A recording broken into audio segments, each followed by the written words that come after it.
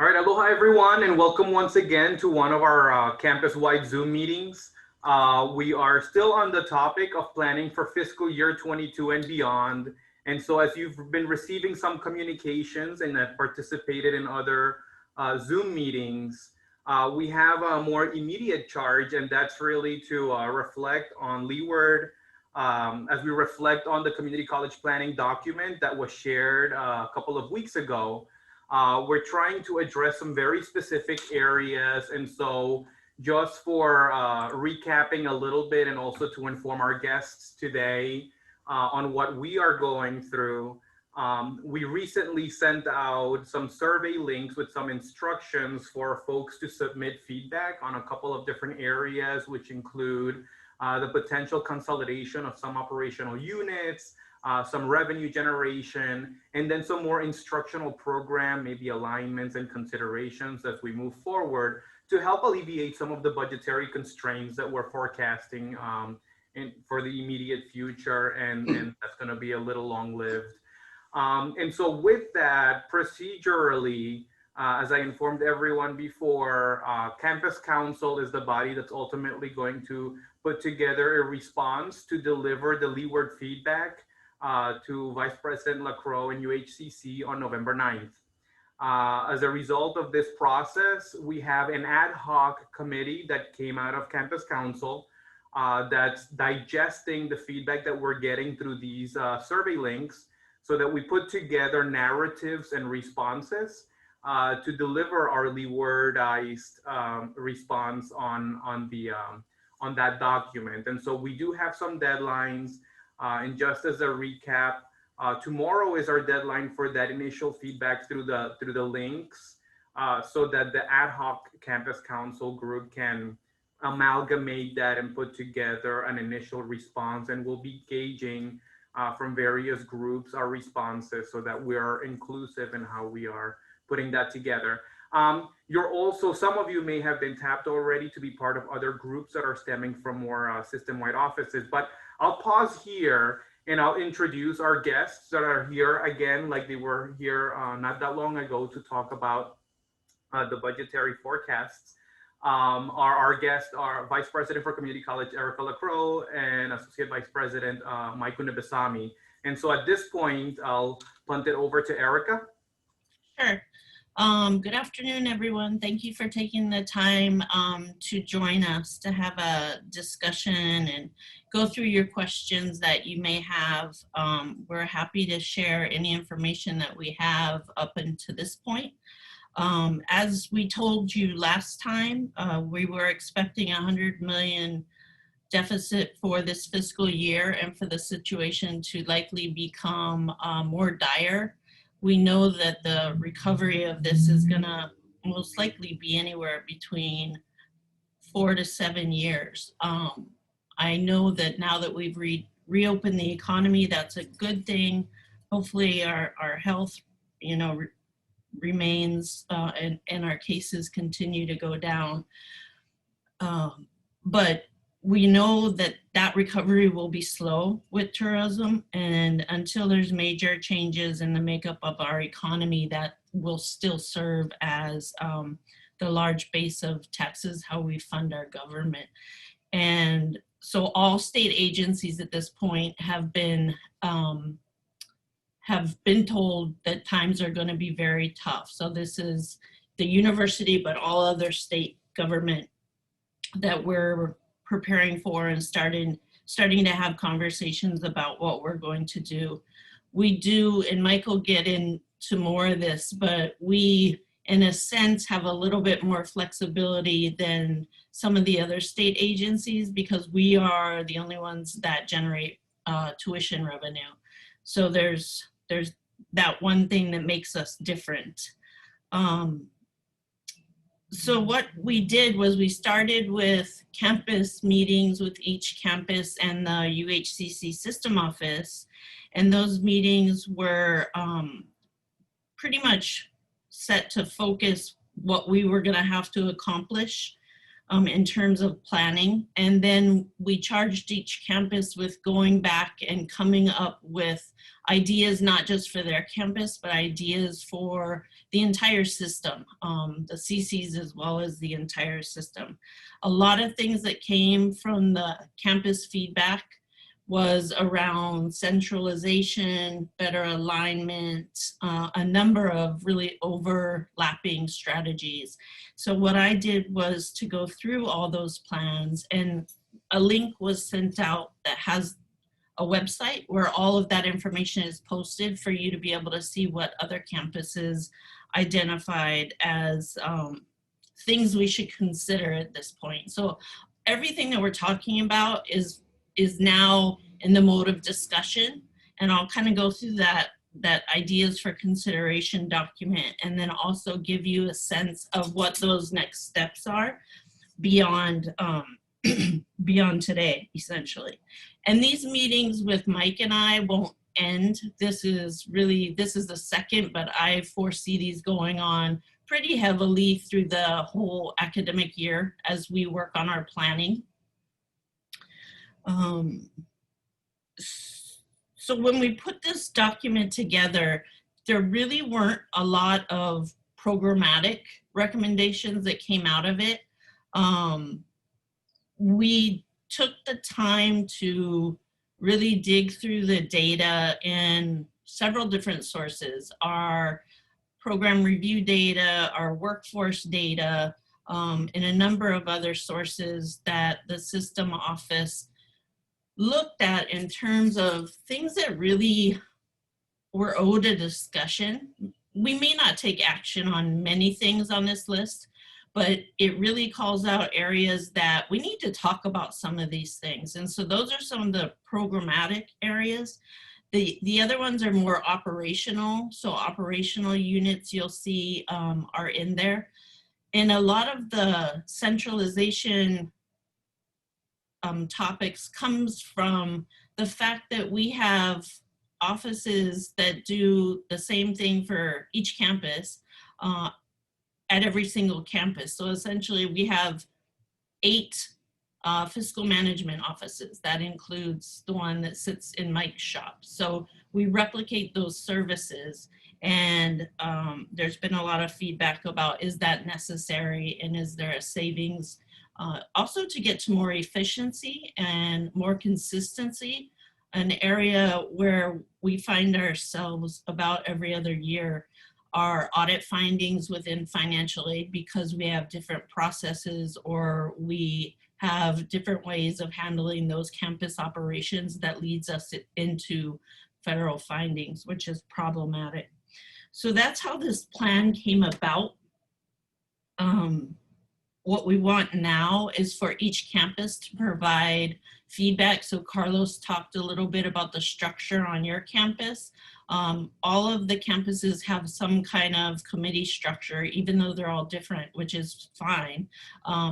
But I've asked all of them to take between now and November 9th and provide me with some feedback via campus.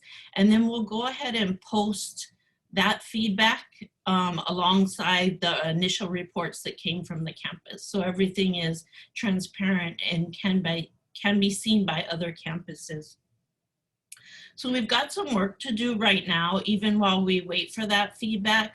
The items on this list really need cross-sectional work groups to work around these discussions and provide feedback as well. So multiple different channels for feedback coming up to my office, and also with your chancellors. We have work groups we're now putting into place. So you may have been asked to be on a work group, but let me tell you how that structure is going to work a little bit. The first set are programmatic work groups.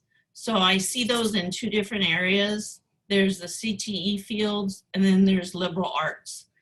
Liberal arts is much larger when we add it up. And so we are going to start those conversations as a work group with the division chairs that represent the liberal arts divisions, no matter how it's structured on your campus. And each campus has a little bit different structure there as well. The second set of work groups will be made up by CTE program based on the items on this list that we know we need to have a conversation around. And that will be open to the faculty within the unit because that's much more manageable.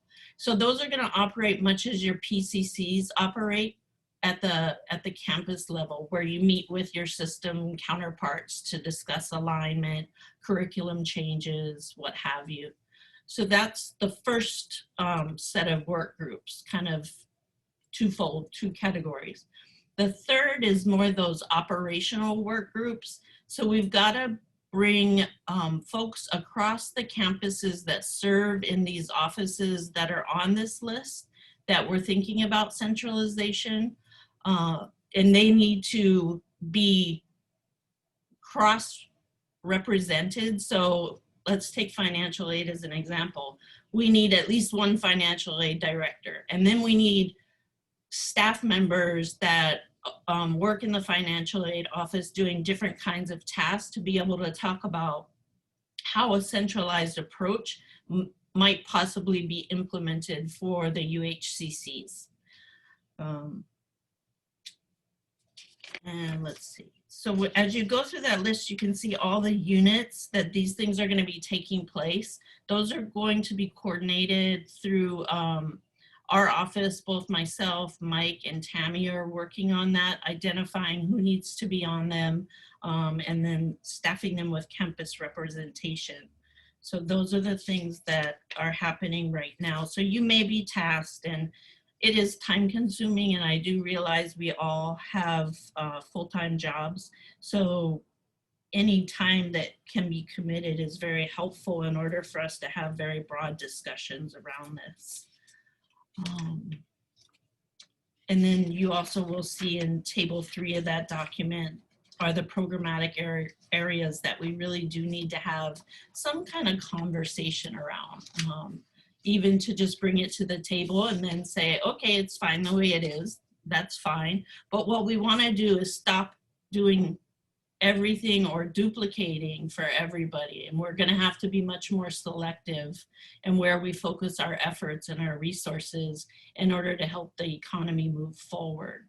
So those are kind of my opening comments. I'm going to go ahead and pass it to Mike, and he's going to give you a little bit of a historical, interesting perspective, and then updates we may know. Oh, one thing I forgot to mention. When I say we're still in a world of unknowns, we truly are. The word furloughs has been floated at multiple levels. We had thought that would be in place November 1. We're coming up on November 1, and we're not anywhere near that. Those are negotiated furloughs via the governor's office. So those aren't necessarily anything the university is dealing with. You will have seen the executives have taken pay cuts already. And pay cuts are different from furloughs. And Mike's gonna talk a little bit about that as well. The other second thing that's still up in the air is we're hopeful for some type of retirement incentive.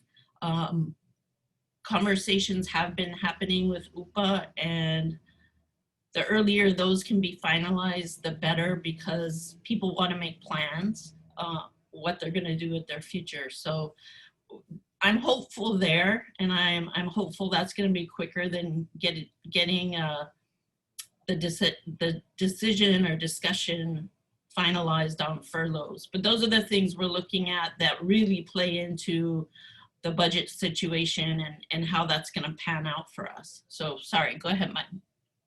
Thank you, Erica. Hello, everybody. I cannot believe that it's been 27 years since I left Leeward Community College, and how time flies when you're enjoying what you're doing. Anyway, before giving you a perspective in terms of what we're in for, the early retirement. Because this has come up, I've kind of shared this perspective with everyone that we've talked to. In case you're not aware, the ERS provides a 2.5% cost of living adjustment every July 1st, once you retired. But for the first 2.5% adjustment, you would have to retire for this year on December 30th. If you retire after December 30th, you will not get your first cost of living adjustment until the following July 1st, which is in 22. So that is a consideration from a strictly financial perspective that I just wanted to make sure that everybody understood, so that you don't find out too late that you kind of missed out on a 2.5%, which is a guaranteed thing. It's not negotiated. It's a guaranteed 2.5% every July 1st based on your retirement pay. And it's not a cumulative thing. It's a one calculated amount. If it's $1,000 a month or a year, you would get that every July 1st at that amount. So again, just to give you an idea in case you are thinking about retirement in the near future. Okay, let me kind of give you and put this pandemic issue with the economics of the state of Hawaii as it affects the university as well. In my 52 years at the university, I have to admit that this is the worst economic and financial situation I've seen the state and the university, much less the nation. If you recall, back in 1973-75, there was a recession based on the oil crisis. It did not impact us as much, other than long gas lines and the like. But economically, it impacted us a little bit, but not to the extent that we're facing today.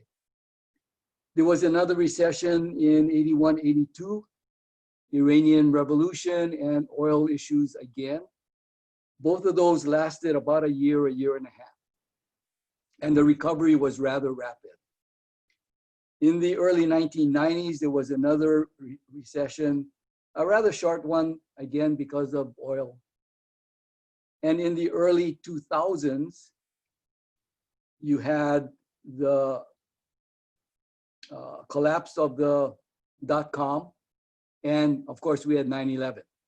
Now that impacted the state of Hawaii a lot because of tourism. But again, we did not get into a situation as dire as what we see happening today.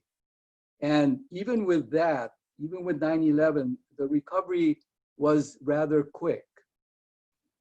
And then we had the Great Recession in 2007 through 9, 10, 11. And if you were here back then, you will recall that we took a 5% furlough, what amounted to as a 5% furlough.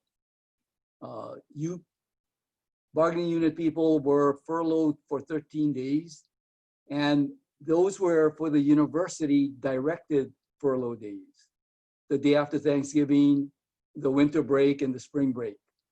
So especially for our faculty, you were directed, those were the days that you would be not on duty, and the rest of the APT civil service were also furloughed during that time. So basically the university shut down for those periods. It did not impact the university as far as positions or people who were employed were concerned, but it did impact on a few of the other state departments who could not come up with the required savings based on budget restrictions that ensued. And the university did, in fact, get some people who were RIF or reduction in force situations from other state departments, because we had some vacancies that we wanted to fill and had the funds to pay for payroll. That recovery took several years before we got back to the norm. Now, with this COVID, it started in February and March. And just to give you an idea of what we're talking about, and I think I went over some of this, but I wanted to impress upon you how bad this situation really is and what we can anticipate in the next few years to come. For this year, when we first talked about the expenditure plan for this year, we were talking about a 16% reduction in our general fund appropriation. We actually came up with an expenditure plan without filling any new vacancies that resulted in us utilizing carry forward tuition and fee savings of about a little over $6 million. That has since changed. For whatever reason, right now, the governor came out with a 10% restriction similar to last year. It's a 5% restriction with a 5% contingency restriction. But for the university, it really amounted to a 2% reduction or restriction for university units and for the community colleges. That's a far cry from a 16% reduction. The problem is, we don't see that this is the end of it. And I'll go through the figures later. But we anticipate that the state will have to do more simply because of the decreased revenues that the state anticipates getting during this fiscal year. So they've been talking about furloughs at 9.23%. Again, there are two types of furloughs. One is scheduled and the other is directed. Directed means we will, in negotiations with the union, we would direct the days at which you would be on furlough. Scheduled basically means that you would schedule your furlough days with your supervisor. I do not anticipate that any teaching days will be missed for students. That's our mission here. And I would hope that the furlough days for faculty would be on duty period times, but not teaching time. Collective bargaining augmentation. That has impacted our budget simply because all of you have gotten your pay raises that were negotiated for this year. And for APTs, you even got retroactive lump sum one-time bonuses as part of that negotiated package. Typically, we would get a collective bargaining augmentation to cover those pay raises. This year, right now, we do not anticipate getting a penny, and the $4 million plus that we have had to pay out for the community colleges, we would have to eat from within our current service-based budget. So while I say that the restriction was 2% at this point in time, there's an additional, right now, $4 million that we need to pay out that is not part of our current service-based dollars that we have. Now, understand that the projection for FY21, and this was in the financial plan for the state, the projection was for this fiscal year, revenues were anticipated from tax revenues to be in the neighborhood of $7.6 billion. The latest Council of Revenue projections for this fiscal year is $5.9 billion, say $6 billion. That's a difference of almost $1.7 billion less that will be available for the governor to allocate to all of the state departments. $1.7 billion this fiscal year. The legislature authorized the governor to borrow up to $2 billion from the federal government. I understand the plan is to borrow $750 million, coupled with hopefully furloughs and hopefully the use of the state's rainy day fund and other kinds of dollars that are available to the governor for use this year. The problem with the federal loan program, it's not like a mortgage that you and I take out for 15 to 30 years for a payback. When we borrow, when the state borrows this money from the feds, it has to be repaid in 3 years. So all it does is it provides funds for this year to get us through this year. But for the next 3 years, we're going to be paying, for example, if we borrowed $750 million, 250 million plus every year.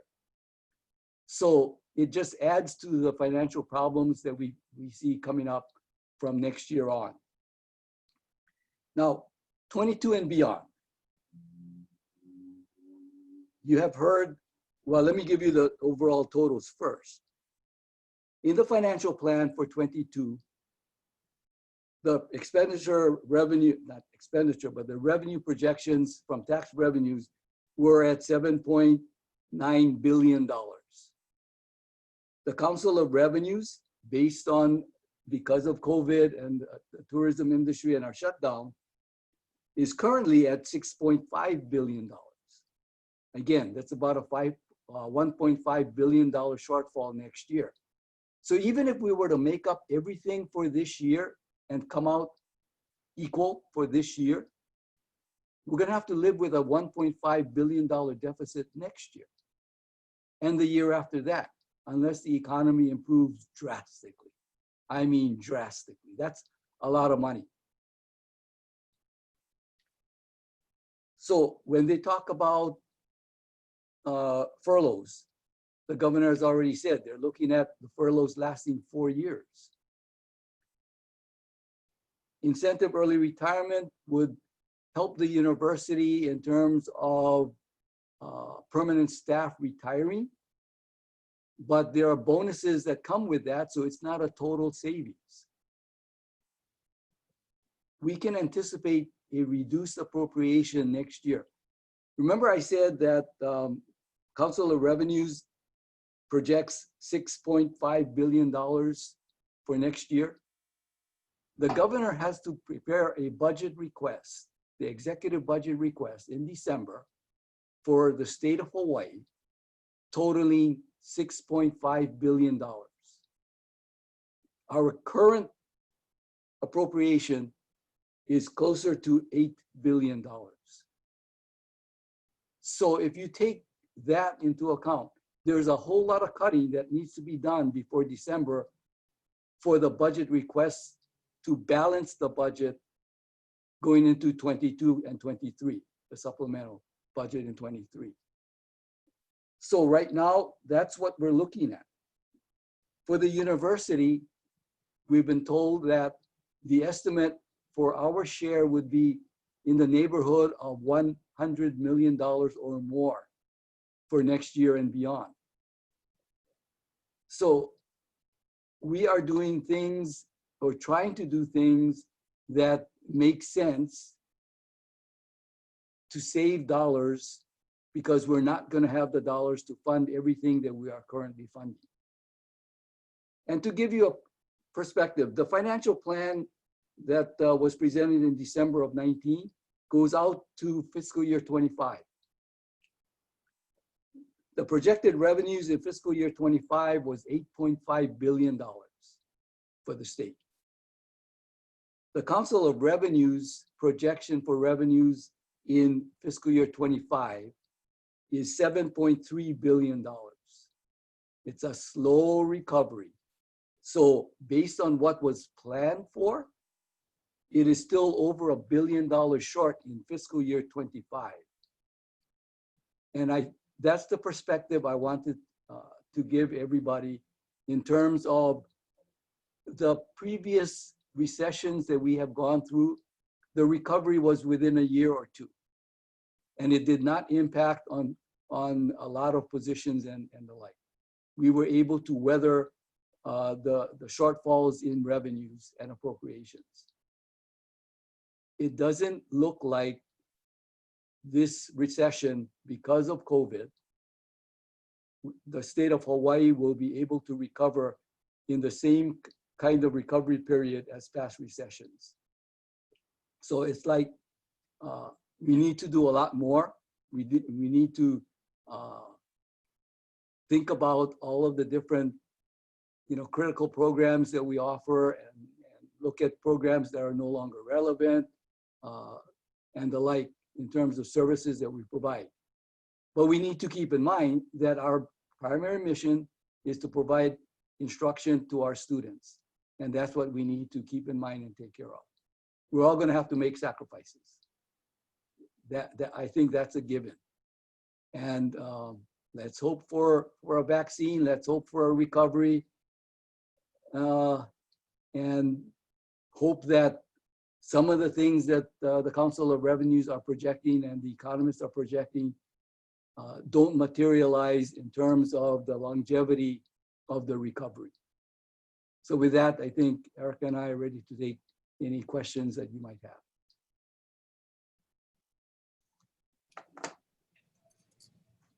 So, Carlos, I don't know if you had another method or if you want people to put questions in the chat box. That's been working well.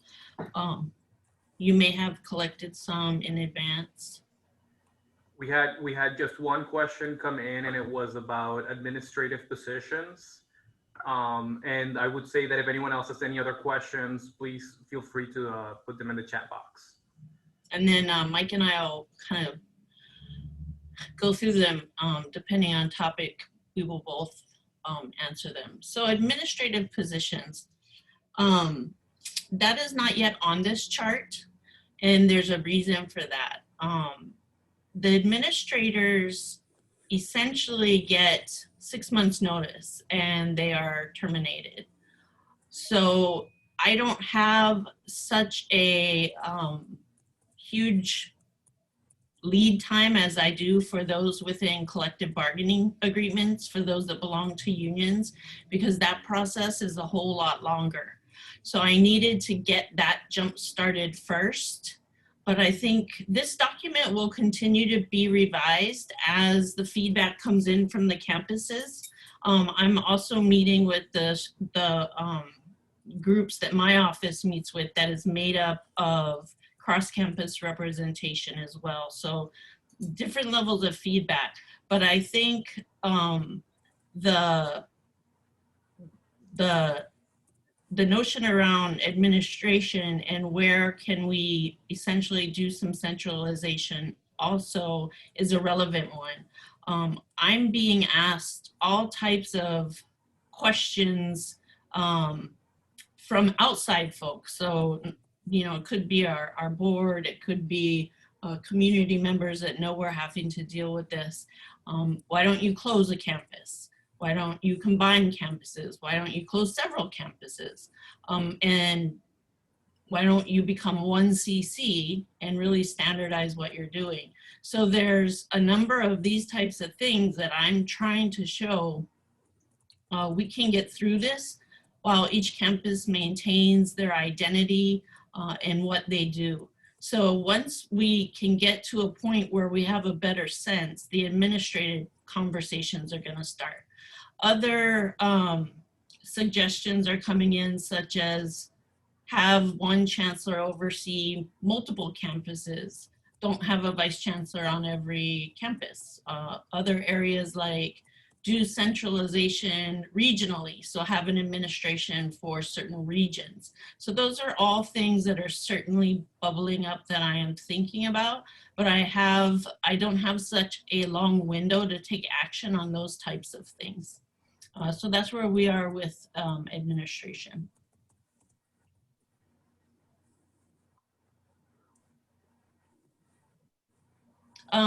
Mike, do you want to take the one around the question is something is missing in the economic analysis? Sure. And it has to do with federal. If the administration changes and the state government gets relief through the HEROES Act that has been talked about, in fact, the $3 trillion HEROES Act that the House actually passed on to the Senate a couple of months ago, if the state governments get relief, that would help. I think that the governor is waiting to see what happens with that, and that is why we have an appropriation only for 1/2 of this fiscal year, without additional restrictions being imposed at this point in time. But understand that let's assume that we get relief from that. State and county and city governments get relief. That's a one-time relief. It's not an ongoing relief. It doesn't, it's not something that we would get every single year. The same way that the first relief package came through.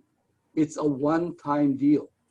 It's not continuous. So unless our economy recovers, it's going to be a struggle, continue to be a struggle to get back to a revenue picture that can support the state departments and the services that we all provide back to a normal level.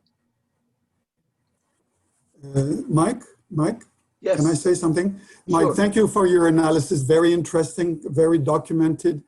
But frankly, it seems to me that it's too early before dismantling campuses, sacrificing a lot of people, etc. It seems to me that it would be wise to wait just 1 week and to see what's the political outcome of the upcoming elections. Because it's true that some people on one side of the aisle say, okay, let the state go bankrupt. That's Mitch McConnell. But not all American political representatives are going this direction. So let's be cautious before dismantling some sectors of our activities. Let's wait at least 1 week. It seems to me that all this is a little too rushed. We are 1 week away from a massive potentially a massive political change, and this will affect us directly. We're not lost, we're not abandoned depending on the outcome of the election. So let's be cautious. That's my kind and respectful suggestion. I respect what you're saying, and I think what we're asking everybody to do is take into consideration the suggestions that have been made. It doesn't mean that all of those things will be implemented. It's the beginning of a discussion as we see where the economy is going. And you're right, something good may happen. And I think, like I said, I think the governor is waiting also for that, whether we're gonna get some relief. But again, we also need to understand that relief is a one-time thing. Even if we get $1 billion right now, it brings us back for 1 year to the norm. It does not carry forward in future years, depending on how that relief comes to us. So I think we need to be cautious, you're correct, in what we do and how we address this. Thanks for sharing. Thank you. Yeah, we're anxiously waiting for that 1 week as well. And we know that there's some more federal money on the table, but depending on what is the outcome of those elections will really, make it happen or not. So, but those are short term, but at least it gives us more time. So all I'm doing right now is asking that we start having discussions and to talk about things. We're not going to decide anything in a week. We will work through this whole process all the way through the end of the academic year with potential changes to start being implemented the following academic year. So that's kind of the timeline that we're looking at. There's a question, Mike, from Candace about— Yes, I saw that. I was just going to address Candace. Is there an amount specific dollar amount for each CC? Not at this point in time. We're looking at the entire system. We're looking at the general fund appropriations. We're looking at what the needs are at each campus. We don't want to— Leeward is in good shape. Let's not fool ourselves. You've done a great job in building your operating reserves. I don't want to go into moving monies, tuition dollars from one campus to another. That is not the intent here. But there are general fund dollars that we can move around. So right now, there are no specific targets for each campus. Like right now, there's no specific targets for the units of the university. Manoa doesn't have a target. West Oahu, Hilo, the community colleges and the system. As far as I know, there are no specific dollar targets that we need to reduce, except whenever a restriction comes through, then that's allocated out. But, addressing something of $100 million for next year, there's no specific target by units at this point in time. I want to speak to the question about 11-month faculty. So I have charged your chancellors with doing an assessment of all of the 11-month staff that are on our campuses. We have over 300 11-month employees. Reduction in some of that in terms of the questions about these positions need an assessment of what is going on in the summer, and is the load during the summer enough to justify that? Or is there an opportunity to possibly move some, not all, and it's all going to be under discussion with affected employees. And we got to get a sense of what exactly is going on in the summer, because we have a lot less students, and that's just simply clear. But we know there's a lot that goes on at the very end of the semester, several weeks out. There's a lot that goes on before the semester starts for multiple weeks. So a different kind of model could be overload during the off-duty period to have folks do some of that work, but not carry folks the entire summer. And like I said, this is not like one sweeping all 11-month are going to 9-month. This is a discussion about what are the needs on the campus. And I am not going to say each campus needs to reduce by X. What I'm doing is giving the chancellors the opportunity to work with their campus to really look at the operations and the needs and the staffing levels at each campus. I'm not surprised when I look at this, but we aren't consistent either in the types of positions that are 11-month versus 9-month. There's a lot of variation. So the chancellors also need to have discussions around that. So that's what that is. There's a question about, you know, let's say we did need to change some of the 11-month to 9. That is a 17% reduction in pay. And given the furloughs, we'll see how that turns out. But that would be significant to individuals that found themselves in that position, because those would be on top of each other. I gotta scroll down.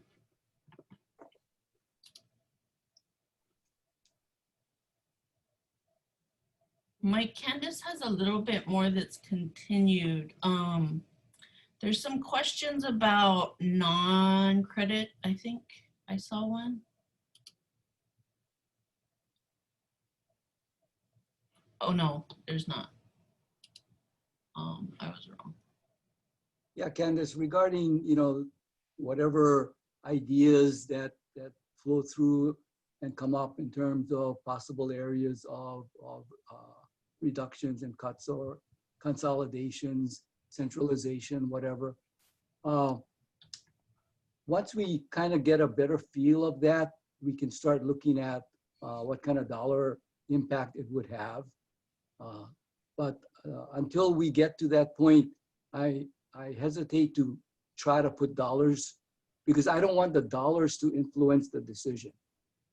The decision should be influenced by a good analysis of the services that are required and the programs that are required versus the size of the reduction based on the program itself. If a program is in high demand and relevant, we shouldn't be cutting that program simply because you would save more monies by doing that versus a program that is smaller, but maybe not as relevant. So yeah, we hesitate to use and talk about dollars before we talk about the need for programs and the quality of programs. And just adding on to that, it's super hard to even come up with a dollar amount while we're still anticipating furloughs, because that then gets, you know, melted into whatever equation that we have to work off of. There's a question about fundraising. I didn't bring those numbers with me, but we can have Carlos follow up on Leeward's numbers and share that, and different actions that are being taken upon right now.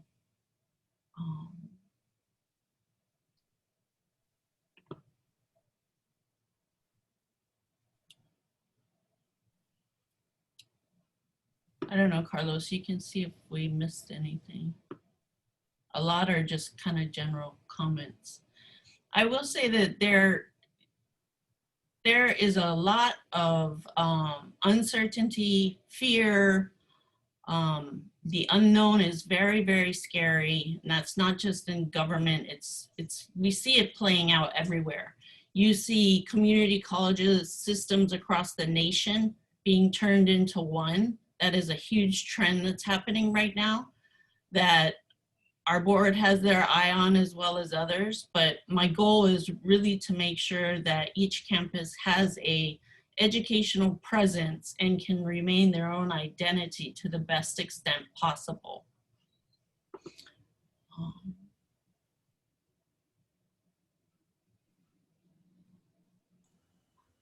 Any other questions? Yes, I had the question about combining the, for Erica, the question about combining the chancellor, vice chancellor position. You said those kind of consolidations with administration would be looked at a later. Yep. And Sorry, go ahead. yeah, when would that be?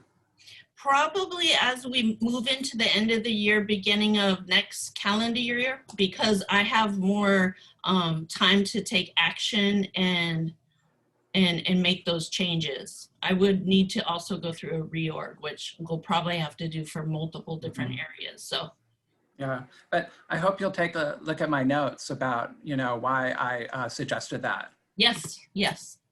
And how is your first year going as vice president? Oh, I never, ever would have expected this. You think of all the years that John Morton had clear sailing.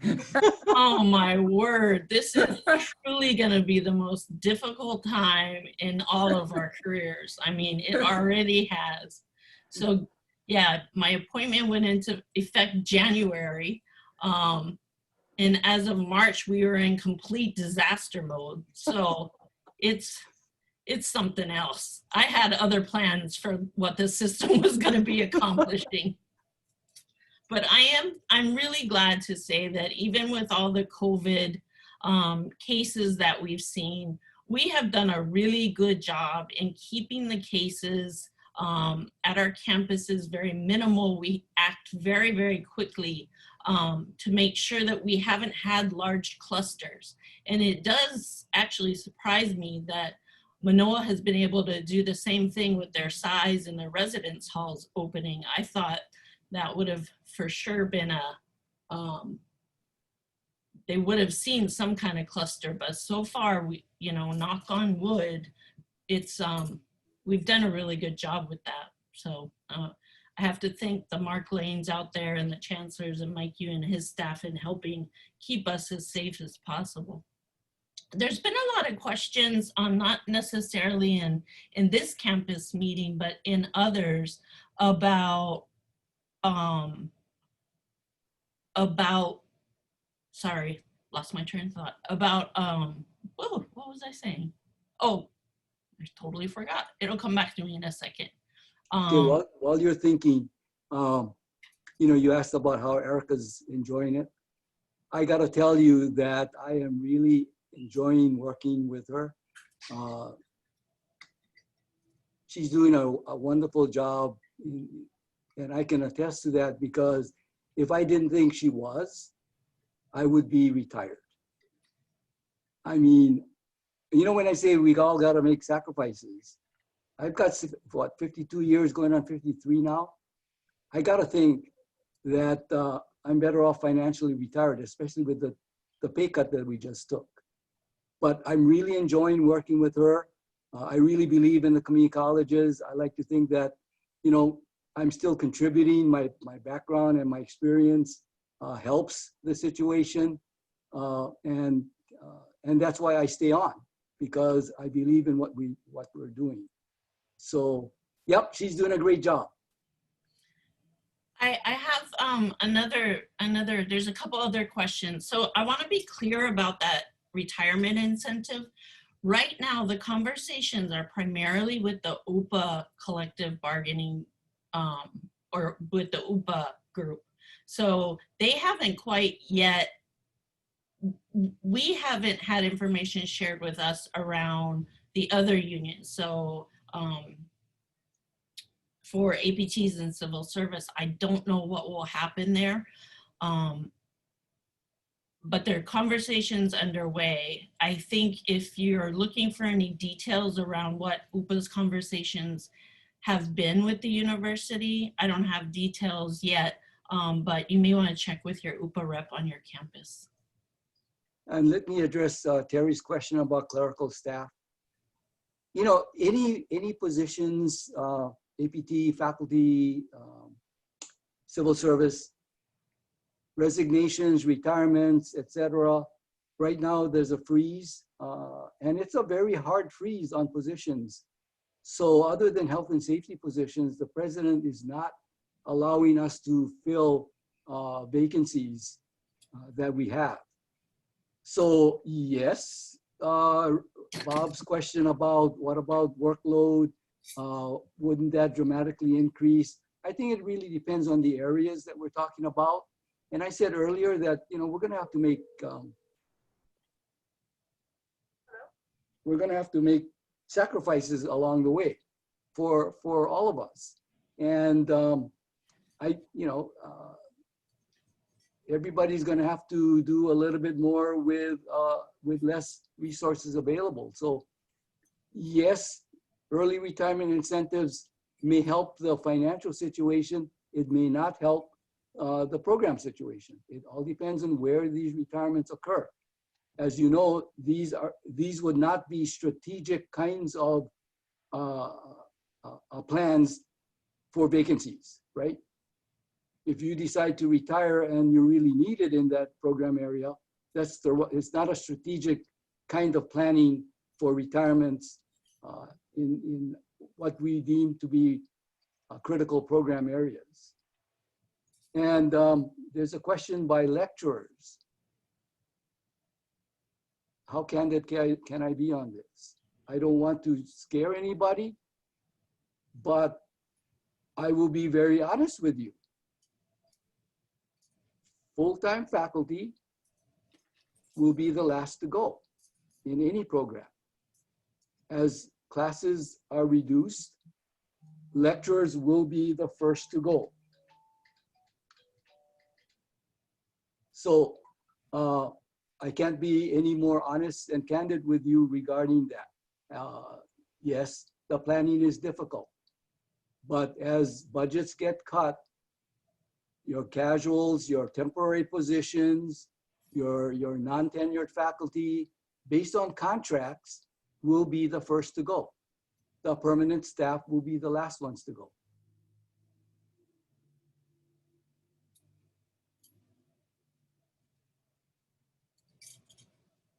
Mike has a question about what do I mean by sacrifice? People cannot do more with less. Well, if you think can't do anything more, and if you feel that what you're doing now is the best that you can do, that's all we can ask for. But at the same time, this will occur with clerical positions as people retire and you're not able to fill clerical positions. You're going to have to double up. You're going to have to do, you're going to have to do what you can do in 8 hours of work. That's all we can ask for, right? All of us are going to have to do, and we always say this whenever we have budget reductions. We're all going to have to do a little bit more with less. And however that's done, it's the way in which you approach your job and your colleagues in getting the job done. And if there are certain things that cannot be done, it won't be done. And then Mike had a question about, Mike Mosier, sorry, around, I'm assuming that's your non-credit operation. So yeah, non-credit is gonna be key to us, but in this whole Oahu Back to Work initiative, we have been having to ramp it up so very quickly to respond. We have realized how disorganized we are as a CC system around non-credit. So there really have to be conversations on how we respond better to the workforce. And hopefully some of these conversations over the next year can help sort that out for us. So Carlos, we've gone about an hour. There is one last thing I'd like to say, and I think Michael want to say something too, but in this time that is so scary, I really appreciate these environments being respectful. We try to answer all the questions we can. I know that there is disagreement. There could be disagreement and outcomes down the road. There could be disagreement with the types of discussions that need to happen and possibly even when. But we've been charged with making sure the university is right-sized. So over the years, we've created programs here, there, we've added positions, we've stood up non-centralized services everywhere, and we're being asked to look at how we make sure we are being fiscally accountable. So that's the biggest charge right now, and it's the hardest charge. But if we don't do things, we will go bankrupt, and we can't do that. So Mike, I think you might want to close, and then Carlos, you may want to say a couple of things. Yeah, Erica used the term right size. I like to think that a lot of actions that we will be taking or may have to take are going to be under the category of right sizing as opposed to downsizing. It's easy to downsize. It's not as easy to right size. And that's what we need your inputs on in terms of right sizing our programs, right sizing the support areas.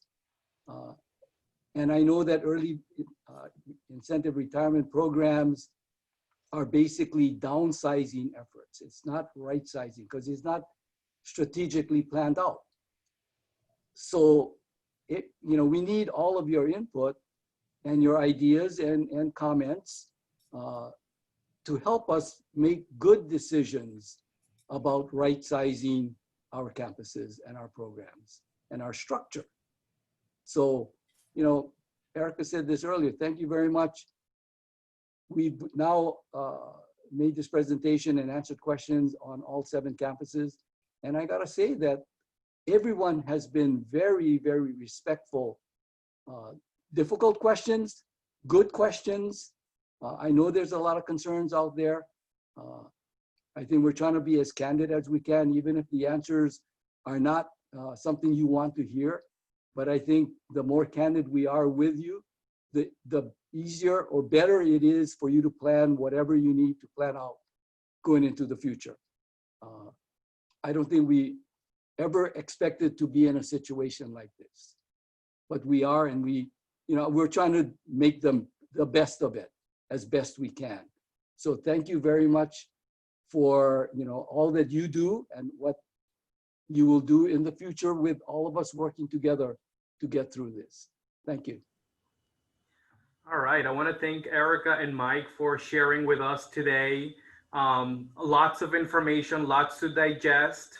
I will be sending out another email with our links for the continued feedback on the various areas, as well as an invitation for another Zoom meeting with me so that we could debrief a little bit more.